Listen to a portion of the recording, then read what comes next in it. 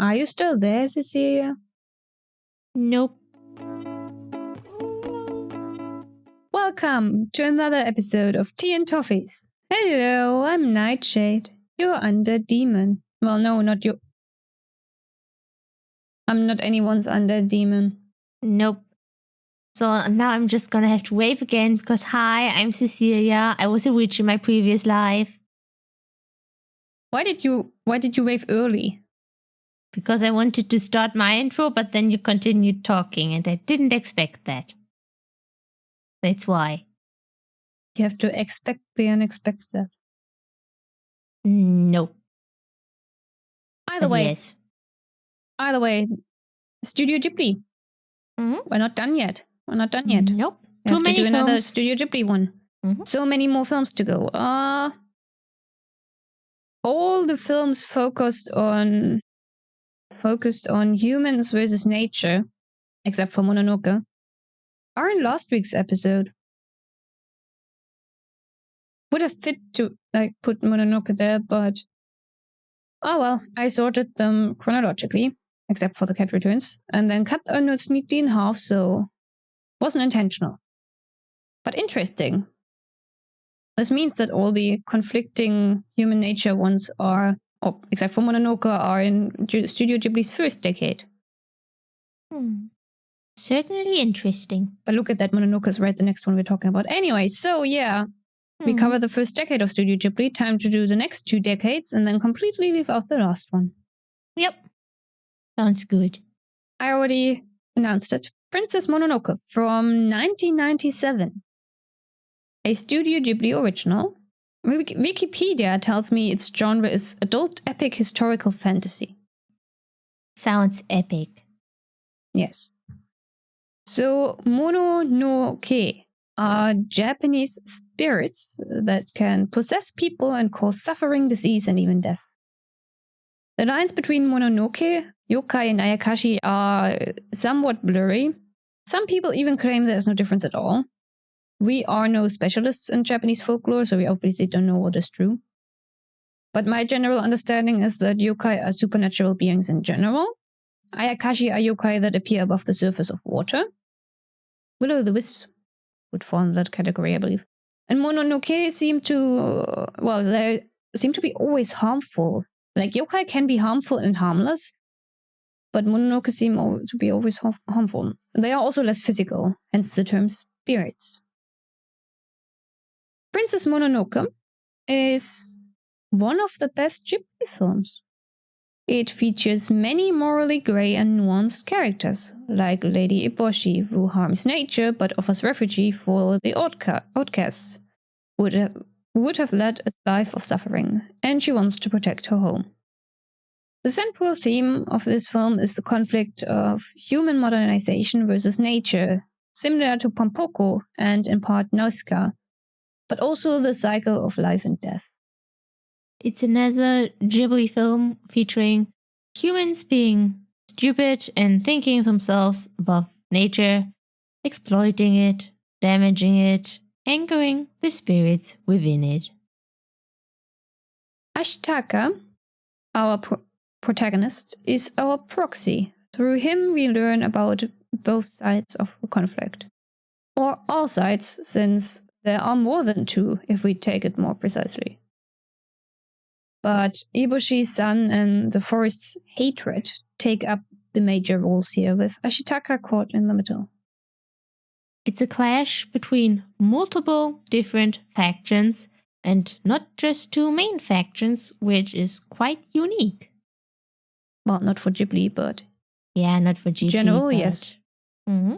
So Ashitaka wants to see with eyes unclouded by hate, which I took to mean that he wants to hear and see all sides without bias, to make a judgment based on all facts instead of condemning one side from the start, which is not an easy task. Just like in real life, there is no resolution to the conflict in the end. There is no definite right or wrong, which is a lesson in itself, is it not? Ultimately, this film, shows us that both the humans and the animals are flawed. The humans harbor hatred in their hearts, but so do the apes and the boars and the wolves. They all want to protect their own homes and are defending those homes to their last breaths. Even with Lady Eboshi, who wants to destroy the forest for money, it's hard to hate her. She wants to give disabled people a chance in life and uses industrialization to achieve that. She also sees the value in having women work as well. Prostitutes at that. And we're not sure. Well, yes, disabled, but it's in this case a special illness, isn't it? One that was very harshly condemned back in the day. Might still be to this day. Yeah. But yeah, she gives them a safe place to work and live. And for the setting, she has a very modern thinking, which has good and bad aspects to it. You can't truly hate her, but also can't really like her. I like her. Yes, but you are also an undead demon. You don't count. I'm talking about humans here. And then there's Sun. You empathize with her wish to protect the forest and the spirits, but she also attacks innocent people, which, not good, attacking innocent people. The characters in this film are really well written. We don't have perfect heroes and evil, wicked villains. Everything is just complex. So is the relationship between humans and nature. It's very complex give and take, and the balance between both is what is most important. We can't put all the focus on development or preservation. And in that sense, both Eboshi and Sun are part of the problem. And I had the feeling while watching this film that this film takes the previous ones like Nausicaa and Pompoko to the next level. They have the theme of humans versus nature in common, but Mononoke adds another layer of complexity to it, I think. So when it comes to the best Ghibli film out there, this one is definitely a contender. Certainly. Mm-hmm. It's a film one needs to watch to truly understand it. You can't simply explain it to someone who hasn't watched it, because there are many subtle details that are shown through the animation and not told through the dialogue. In fact, if you haven't seen it before, then you should watch this film once, let it sit for a few days, and then watch it again to gain a better understanding. What we can take away from this film is that hatred and anger lead to nothing good, and revenge is not the solution. And many more messages that each viewer has to learn for themselves as they watch this marvelous film. So, go and watch it at least twice. Next up, Spirited Away from 2001, a studio original fantasy film. The most successful one, and it's already over 20 years old, can you believe that? Younger than you, Cecilia, but old for human standards. And things can change a lot for you humans in 2 decades, especially technology. Yes, Spirited Away is slightly overrated, but it is still one of my personal favorites. Almost makes me not want to talk about it in a way. So this is not the deepest, not the most grounded of Ghibli's films. It doesn't even have the most profound message. And the animation is just as beautiful as that of all other Ghibli films. But it is undeniably a really good film. And that it is. So what do we have? Chihiro is a typical young teenager, a bit selfish and understandably upset about having to move to a new town and a new school and all, leaving her friends behind. And then she lands herself in a world of spirits and gods, where she is forced to work hard for the first time in her life and to fend for herself, and over the course of the film she makes friends and matures and grows up and learns a lesson or two about life. Spirited Away, just like Princess Mononoke and Pompoko, is deeply rooted in Japanese folklore and mythology. And because of that, there is probably a lot in this film that just goes over my head, since I'm not that familiar with Japanese folklore. There's so many different spirits, and they probably all have a deeper meaning and message, and I just missed it all. Most of them are actually made up. Oh. Yes. Huh. Didn't expect that, but I'm fine with that. Still enjoyable. Funny that you think you missed a lot, because what this film does better than Princess Mononoke and Pompoko is to portray these mythological aspects in a way that is accessible to all cultures. Pompoko especially relies heavily on myths people outside of Japan wouldn't understand without doing research. But for Spirited Away, you do not need to do any research to understand what is going on and why characters act a certain way. Some parts are explained in a concise way, but most don't need any explanation. And that is what I feel made this film so extremely popular outside of Japan. That, and the fact that Disney advertised it more, and we both know that I don't pick up that well on subtext. And I don't know. I just thought with all these spirits and the traditional Japanese way of things that you have in the bathhouse for the most part, I just thought that there was once again something I missed, because I tend to do that. For Pompoko, yes. But Spirited Away is very obvious about everything. There's not that much. I mean, yes, there are some metaphors and stuff, but for the most part, Spirited Away is very obvious about it. And it's like, even if you miss that stuff, unlike Pompoko, it's fine. You can still very much enjoy the film without getting all of the references. Whereas with Pompoko, you need to understand the references to understand the whole film. Which is probably why I like Spirited Away more than Pompoko, because I do not need to know all these things. I can just sit back and watch it. Pompoko is so much better of a film. Yeah. But the best film doesn't equal personal favorite, as we will get into later. True. So yeah, we got a film that is accessible to most cultures outside of Japan as well. We got a lot of advertising.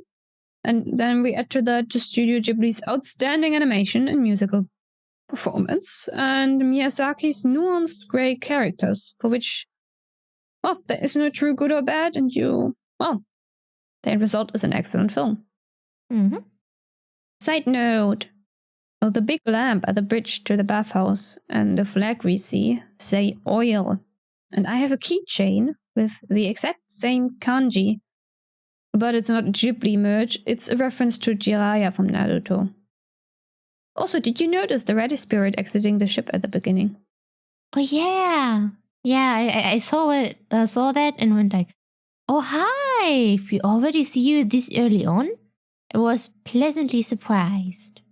Yeah. So with all of Studio Ghibli's works, we get a lot of symbolism in this film and a lot of metaphors, but most of them are obvious and Spirited Away. Good for me, I suppose. Good for me. Tell us. Yeah, we see humans being greedy, thinking money will solve everything. Chihiro's parents are punished for it by being turned into pigs.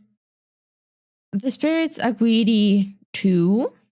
No-Face learns from what he observes and gobbles up. We have a shy and with character with no defining characteristics, but that doesn't last. No-Face becomes corrupted by all the corruption of the guests in the bathhouse. And something similar is the river god becoming like sort of corrupted. It's like not really corruption, but the river god is more like the victim of environmental pollution, which is a result of human corruption. And Haku's story is also kind of in line with that. Humans destroyed his river and built apartments there. And this film has elements of nature being destroyed and humans being greedy, like the previous films. But here in this film, the supernatural aspect is more pronounced compared to the other films, easier to understand for people like me. And since I enjoy fantasy, I really like this film. The message is there, as it always is with Miyazaki's films, but it's considerably more subtle. Mm-hmm. Next film, Howl's Moving Castle from 2004. A fantasy film based on the novel of the same name by Diana Wynne Jones. First volume of a trilogy. I read the entire trilogy. I really liked the first installment, didn't much care for the second, and enjoyed the third. Diana Jones's books have a rather peculiar style after all. And you know what? I read the source material. I know. Yes. The second time I read the source material, and why did I do that? It's once again because you just put it on my e-reader and told me, read this. So I did. I do that, yes. I do that. Have you gotten around to reading all three in the trilogy? No, not yet. I see. Howl's Moving Castle, the book, has the same feel as the Ghibli adaptation. But several story elements and plot points were changed. I'll mention quite a few as we go through our notes. This one, while not the best Ghibli film out there, is my personal favorite. I still prefer the book. Yeah, they have cut and changed quite a lot to make the film work. But I think they did a good job. I don't. It's actually a really bad adaptation. A good film on its own, but once you read the original book and look at it as an adaptation, it turns into a bad film. Yes, that is true. But I meant, like, it's a good film on its own. That they did a good job making a good film, I suppose. Does that make sense? I hope it makes sense. Yes, that it is. So we have a grey mouse who is cursed to turn into an old woman and starts working as a housekeeper in the moving castle of an eccentric wizard. They fall in love. Happy end. I think the film captured the atmosphere of the source material very well, even though it added a world war and left out some more or less important details. But yeah, we got kind of a shift from a standard children's fantasy book to a more steampunk vibe film with the added airships, and the moving castle we see brings forth steampunk vibes most of all. And can you believe it? In the film, there's less magic and whimsiness involved, and Howl is less dramatic compared to his book counterpart. You think the film is random and over the top? Read the book. The film is tame in comparison. Although the book somehow manages to make more sense overall despite all of that. Yeah, I know, because for once I have read it. But the audience might not know. Then they should go and read the book. Yes. Let me quote the first paragraph of the book, because while I took my notes, I realized all of the notes I wanted to take on that are in the first paragraph of the book, so might as well quote it. In the land of Ingary, where such things as 7-league boots and cloaks of invisibility really exist, it is quite a misfortune to be born the eldest of 3. Everyone knows you are the one who will fail first and worst if the 3 of you set out to seek your fortunes. Sophie is the eldest child of 3. Her mother died when she and Letty were still young, and their father married a young shop assistant who would give birth to the youngest, Martha. The film merged Letty and Martha into one person, which erased some of the book's romance drama, because Letty is sent to be an apprentice at a pastry shop and Martha to be an apprentice at a witch's. But neither likes that very much, so they switch places. The witch finds out early on.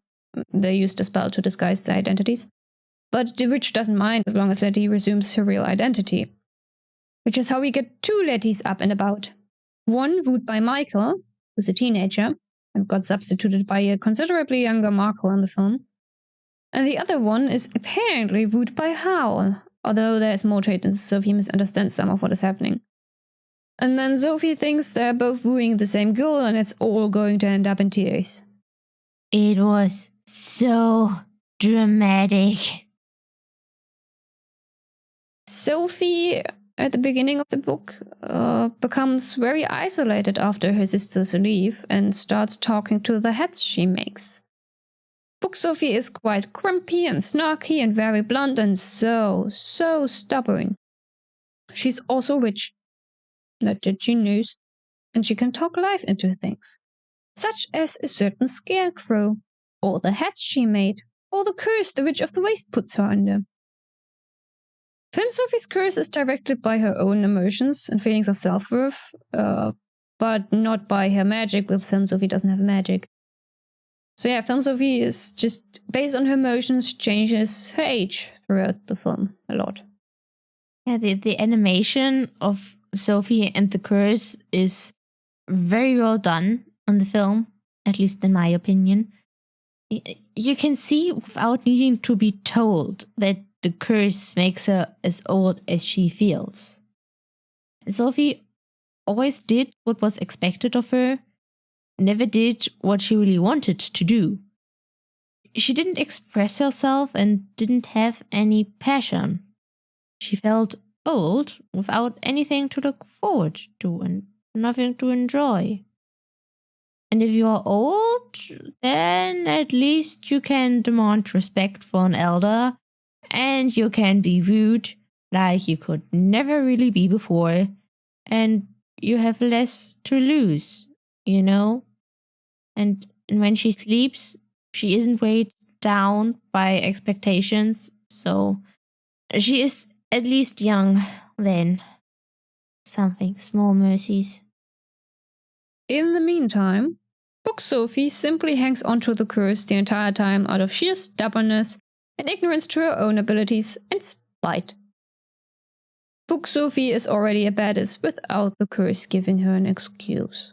Oh yes, very much so. Book Howl knows of the curse and secretly works on breaking it the entire time, but Sophie keeps it going by talking it into remaining, which... Dramatic. Yes. So many drama queens in that book.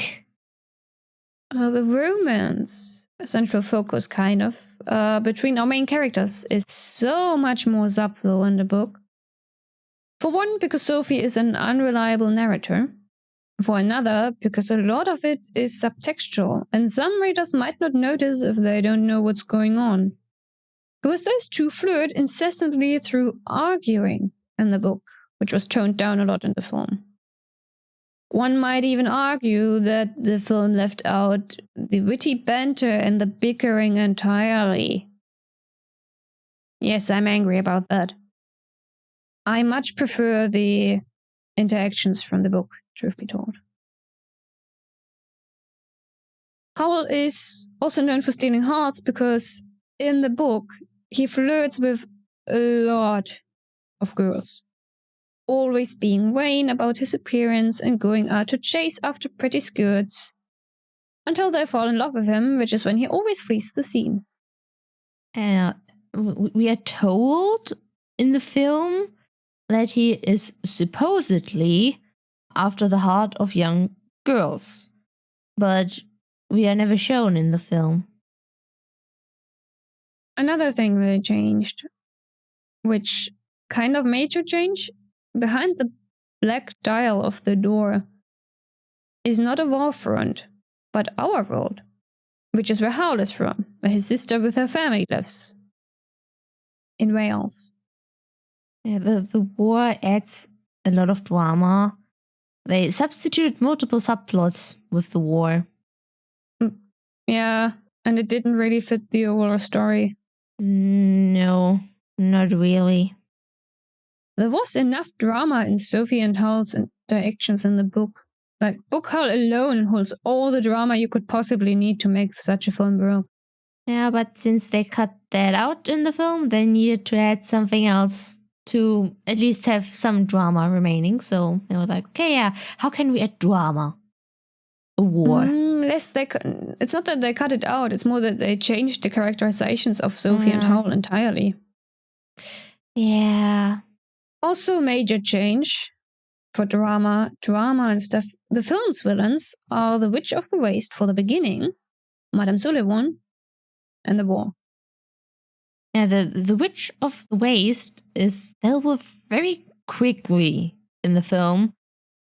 And we learn that she wants Howl's heart, but not really why she wants Howl's heart. Well, she quite literally wants his heart. Also metaphorically. His love, his devotion, stuff like that. So, you can take that as face value. She wants his heart. And this is also the film's justification for having her curse Sophie in the first place. Because she feels threatened in her pursuit of love, rather than the book's version where she feels threatened by Sophie's magical abilities. I see. All I can say to that is I prefer the book. In the book, the Witch of the Waste is the main threat, and her fire demon also interferes with things a lot.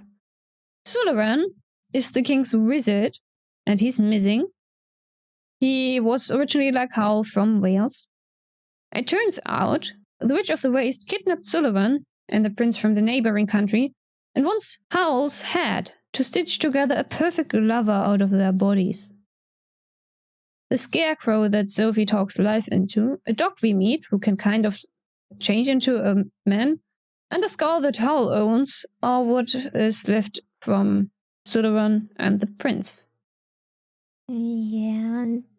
Now if you could get like a TV show with the same beautiful animation and music and keeping mostly to the original because they have the time for it.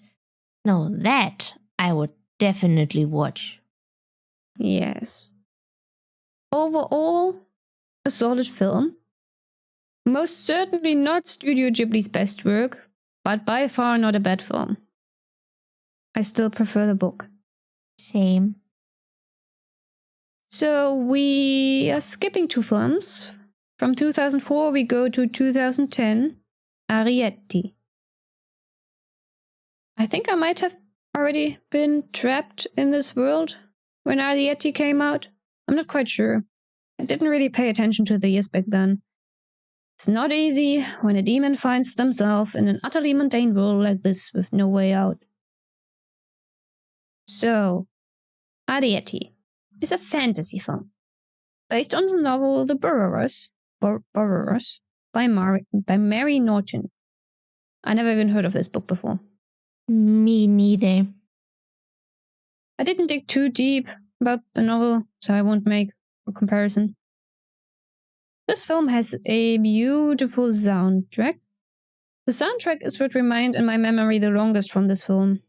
Also beautiful animation, but isn't it always? Yes, always beautiful animation. It's very colorful with, as you said, great animation and great music. However, story-wise, so this film is about Arrietty, who is a borrower, a tiny person. She lives underneath an old house with her parents. And then a boy arrives and he sees Arrietty and her family's daily life is appended.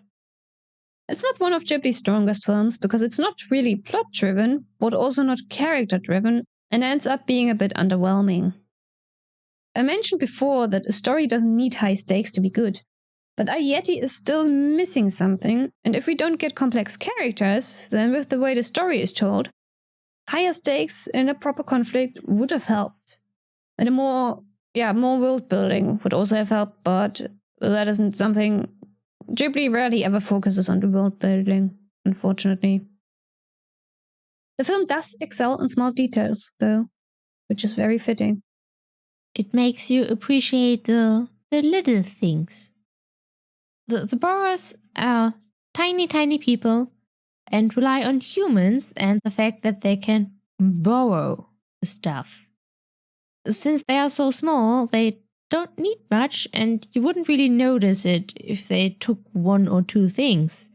They are insignificant to us, but essential for them. All these little things, like one sugar cube, can last them so long. And yeah, we should appreciate the small things more in the things we have in general. Next up, from Up on Poppy Hill, 2011. A drama based on the manga of the same name by Shizuru Takahashi Tetsuro Sayama. I don't think I've read the manga. Honestly, I've read so many manga series over the years. It's hard to tell sometimes. I can say that I haven't read this one. I believe it's really old, so...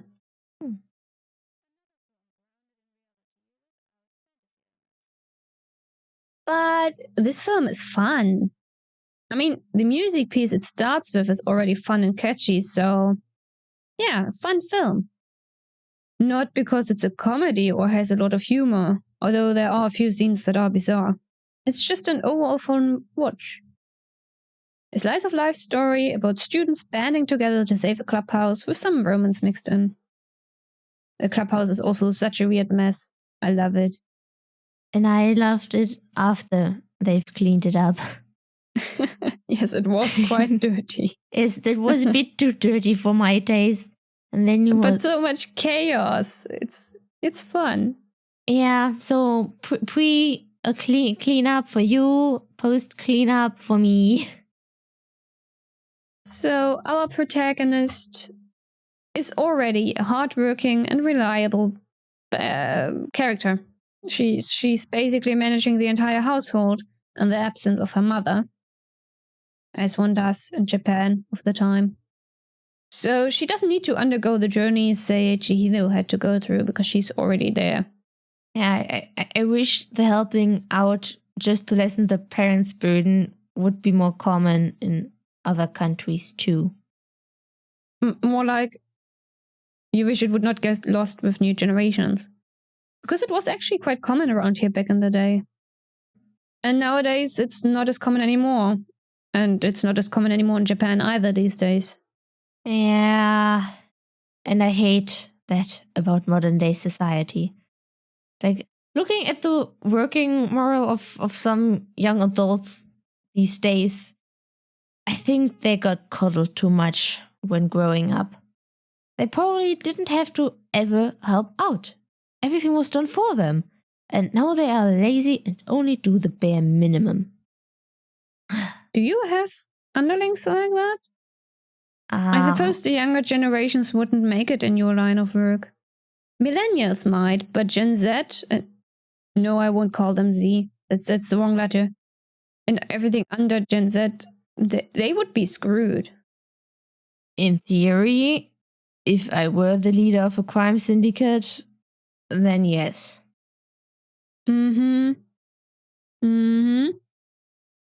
Yes. Back to the film. It is a bit hard to tell what the message this film is trying to tell us, if there even is one. It's quite gentle, romantic, in the general sense of the word. Less the love story, though that is there as well, but it's romantic. Not the best for sure, but not bad either. I mean, we're not talking about the bad ones, because I would keep ranting about them for too long. Although, let me reiterate that not all of the Ghibli films we are leaving out are bad. But yeah, like I said, From Up on Poppy Hill is a slice of life. Ghibli does have a few of those, and one needs to remember that slice of life is a very different genre compared to adventure stories or your standard fantasy stories. slice of life is genuinely a calm, peaceful, no high-stakes story. Just cute and inconsequential little plot lines. So, something this film features. At one point, the protagonist and her love interest realize they might actually be siblings. Later turns out they aren't, but for a few days they think they are related. This, I call it a supposedly incest subplot. It is there to show the consequences, one of the consequences of war, I think. That the younger generations are affected in unexpected ways even several decades after the war is over, orphans being unofficially adopted and such. It's fine. We just get too many of these subplots in Western media that make it really weird, and Western cultures have a different viewpoint too. And I mean, there are better ways to introduce some relationship-related conflict, but I'm personally less weirded out than most humans, I think. The main characters handled it relatively well for teenagers. We have a crush on each other, but have to accept that we can't be together or something like that. So it's not even incest, because our main characters never actually entered an actual relationship. They didn't kiss or hold hands or whatever is included in your human dating rituals. They don't even do it after it is revealed that they aren't related. We don't get to see it, at least. They are also not related at all, so there's that. Additionally, the plot of this film is not Ghibli original, but comes from the manga it is based on. And the manga, as I said, is really, really old. They changed the time period for the film. I believe the clubhouse didn't exist. But, and I could be mistaken, Umi and her love interest briefly think they're siblings in the manga too. So, I say I didn't mind it as much. I think if the mess that is called Mortal Instruments didn't exist, then I wouldn't mind the supposedly incest subplot at all. Unfortunately, the mess does exist, and I get horrible flashbacks whenever a supposedly incest subplot is introduced. And since I'm not traumatized by Mortal Instruments, I didn't mind that subplot in the least. Like you said, nothing happened. They immediately stopped thinking about anything beyond friendship once they found out, and only considered a romantic relationship after they learned they weren't related after all. This is one of those instances where I don't understand humans. Why are people so upset about this? Anyway, what this film boils down to is fun and cozy vibes. So, The Wind Rises from 2013. A historical drama and biographical film about Jiro Horikoshi, based on Miyazaki's manga of the same name. This one I definitely didn't read.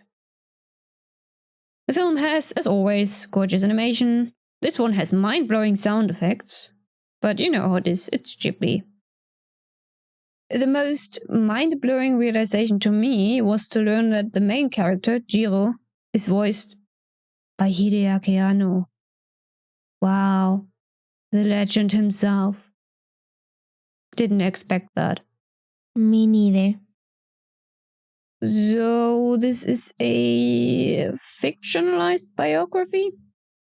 It doesn't accurately portray this world's Jiro Horikoshi's life, as he invented his warplane or whatever it was. Planes aren't really my thing. But it took some artistical liberties, like the wife subplot. And I know that you usually don't like the protagonist. Do you like this one? Because for once, we get a protagonist who is a nerd, but not an introvert. And I like that. That's complicated. As a fictional character, well, certainly. I like him especially for all the decisions he made that you humans would condemn him for, which, yeah, Yeah. Other than that, I don't really have much to comment. It was nice and relaxing. And if there was a deep message somewhere, then I missed it. Yeah, you missed it. And the historical context too, I imagine. I did notice that they didn't really do much with the war, and I don't mind that. But I know that the humans we are surrounded by do kind of probably mind that. It's just that the protagonist is more invested in his airplanes than the war. Yes. And that was very much intentional on Miyazaki's part when creating this film. Our protagonist is a dreamer, and his life revolves around pursuing his dreams, engineering airplanes, which then are used in warfare, which makes things complicated. Our protagonist doesn't seem to care, but that's not it. It is unclear whether he is even really aware of what those planes are used for, lost in his head and his dreams as he is. He always puts off confronting himself with the moral questions of it all. His dreams with Caproni demonstrate that, the pyramid metaphor most of all. Which would you choose, a world with pyramids or without them? So, a cursed dream, as Caproni calls it. And there's also his terminally ill wife, whose story reflects Chihiro's warplane engineering, another cursed dream. This film is filled with shades of grey and a lot of moral ambiguity. And it is not at all even trying to be about the Second World War. It remains a film about a man fulfilling his dream, which, on its own, is an innocent dream. Just because he builds airplanes that can be used in the war doesn't mean he actively wants to support it. He is not there to support the war effort. He is there to build airplanes.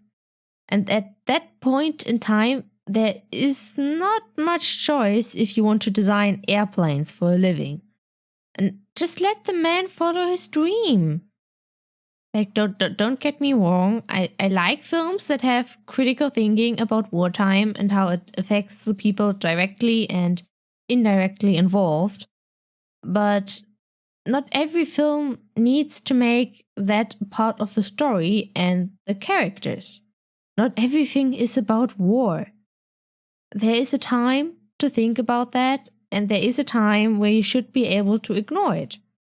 This is a story about a man who wants to design airplanes and spend what time they have left with the woman that he loves. Miyazaki also really loves airplanes. Yeah, that too. It's a complicated film, to be sure. It sparked a lot of controversy. I don't think I'm the right person to judge the handling of all the Germans, the war, any country's war crimes, of the protagonist and his actions. You humans always get so super defensive about your complicated war histories. Why do you just not wage wars in the first place? Yeah, I would love that. But humans are greedy and power hungry and it's complicated. From what I have read, Miyazaki himself was conflicted about creating this film as well. About how to depict someone who followed their dreams, yet their dreams indirectly caused the deaths of many, many people. So, yeah, a complicated film about cursed dreams.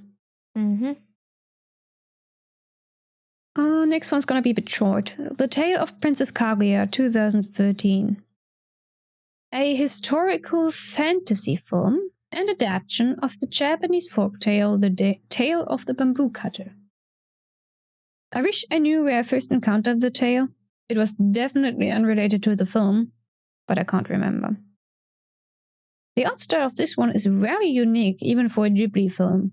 It intentionally looks like the illustrations of a folktale. It is intentionally different and very beautiful, and I like that. There is a lot of leeway we can give this film. plot-wise, because it is a retelling of an old Japanese folktale. Not a modern retelling, no, simply a retelling. And old folktales aren't all full of rich, complex characters or deep, meaningful stories. Although this folktale is indeed rich of themes and metaphors. So I decided not to analyze anything in this film at all, because this is a mostly faithful retelling of one of the tale's versions, and the tale of the bamboo cutter has already been interpreted more than enough. So see, I did some interpretation, but I cut it all out of our notes. Side note. Some versions of this tale explain by the end how Mount Fuji came by its name. It's on Wikipedia if you're curious. Not that hard to find. So the only obstacle is the laziness of humans. Typical. Mm-hmm. Last one, When Marnie Was There, from 2014. A psychological drama based on the novel of the same name by Joan G. Robinson. Gertrude Robinson. Not a book I read. I thought they were gays and there would be some time travel magic or something, but no. It was the grandmother of all things. Still a good film. The first time I watched the film, I was utterly confused for the most part. It all didn't make any sense to me. But watching it a second time, it makes more sense to me. Marnie is the grandma and told Anna stories about her life. And that's what we are seeing. Or, well, Anna having visions based on the stories she was told. Yeah, some parts are still weird to me even now. It's not really explained. It's just like, okay, when Anna was very small, Marnie told her stories about her life. Marnie died, Anna was put in foster care, and now that she's there where the Marsh house is, she kind of has visions, dreams or something about Marnie. Yeah, I found that a bit weird as well. Why was she having random visions and just passing out? That's just what happens. Yeah. The original novel is from 1967, by the way, so it's quite old. It's set in England rather than Japan. Anna is even more introverted and there is, understandably, so much more inner monologue, because books can do that easily, whereas inner thoughts are much more difficult to bring across naturally in a film. You said it's based in England rather than Japan. But there was the whole thing about being a foreigner. Not in the novel. But I personally think that Ghibli used that very well as a plot device. Oh, yeah. Mm-hmm. Some people who read the book said online that the romantic undertones between Anna and Marnie were present in the book as well. Huh. I have some things to say about that in a moment. So this is a very emotional, empathic, and sensitive story about an introverted, awkward girl who has trouble expressing herself and forming meaningful relationships with the people around her.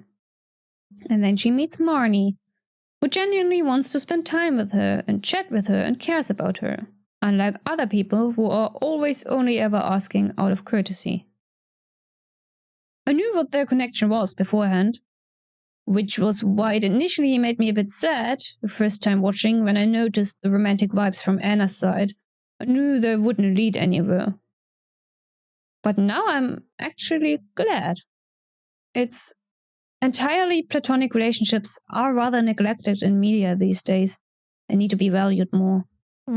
Of course, Anna gets jealous when her one friend, the person she admires for being happy and confident, spends time with someone else, when someone else takes Marnie away from her.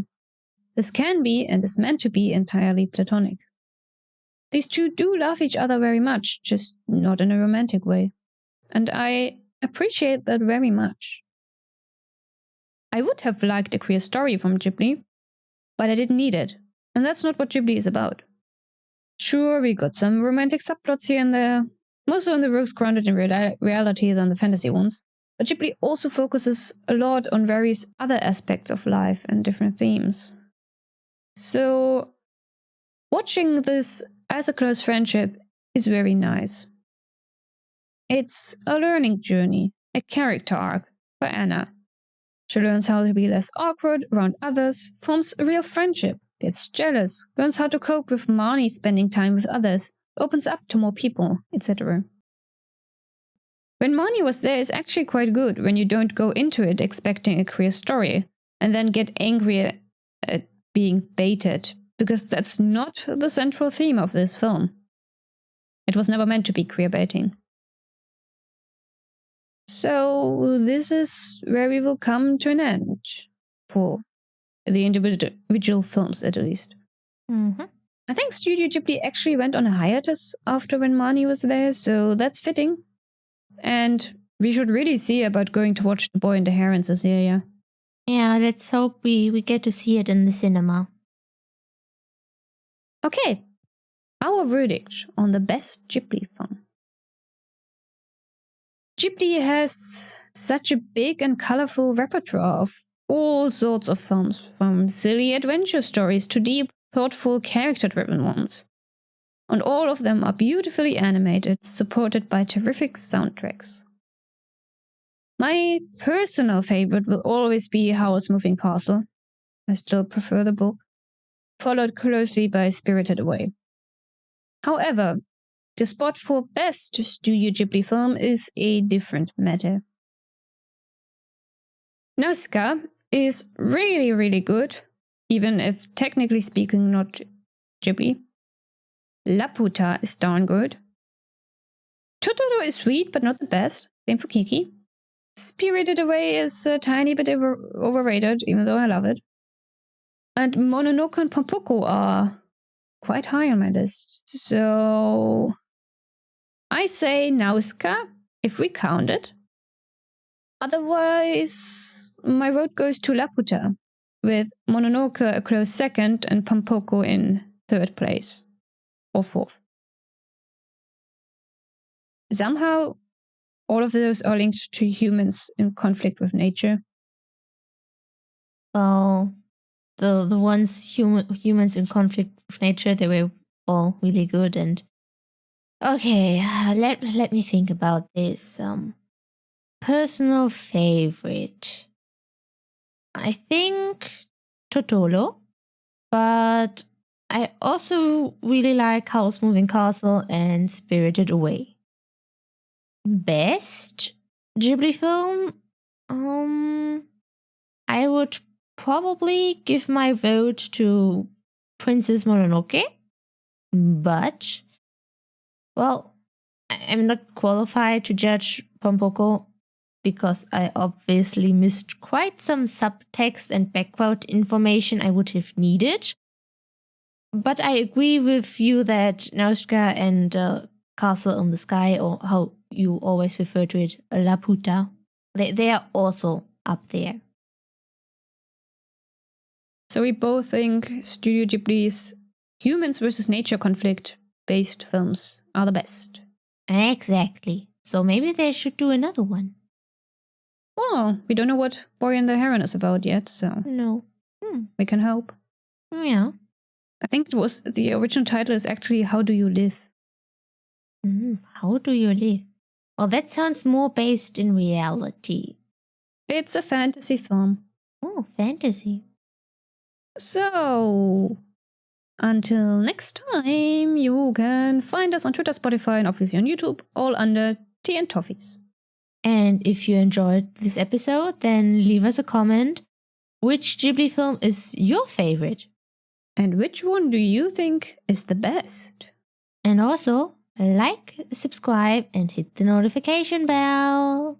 We will see you all next time. Bye-bye. Bye.